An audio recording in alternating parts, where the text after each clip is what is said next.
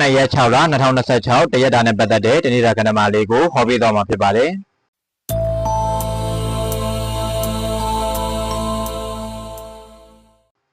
ရရှိထားတဲ့အခွင့်အရေးတွေကိုအမိအရာစုပ်ကိုင်နိုင်မယ်။ဒီနေ့မှာစတင်ပြီးတော့ခြေလှမ်းသစ်တွေကိုရှောက်လန်းနိုင်မယ်။ငွေဝင်မယ်။ကိုယ့်အပေါ်ယုံကြည်မှုအရာအနံ့ထားတဲ့ငွေဒါမှမဟုတ်ရင်အခွင့်အရေးတွေကိုထိန်းသိမ်းရမယ်။အဲ့ဒီအတွက်လည်းအကျိုးအမြတ်တွေရရှိမယ်။တန်တရားစိတ်တွေလွှမ်းမိုးနေလိမ့်မယ်။တခုခုဆိုရင်ခိုးကြောင်ခိုးဝှက်လုံနေမိတတ်တယ်။လှုပ်ဝက်ချက်တွေများနေတယ်လို့ခံစားရမယ်။ဒီနေ့အတွက်ဆောင်းအရှောင်းမဲ့ရာကတော့တခုတည်းကိုကြည့်ပြီးတော့ပဲဆုံးဖြတ်တာမျိုးမလုပ်မိစေနဲ့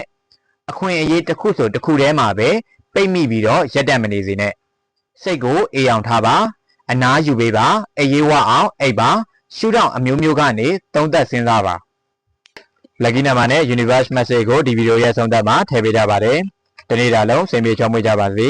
ဒီဗီဒီယိုကိုဆုံးတဲ့ထိကြည့်ပေးတဲ့အတွက်ကြောင့်မို့လို့အားလုံးကိုကျေးဇူးတင်ပါတယ်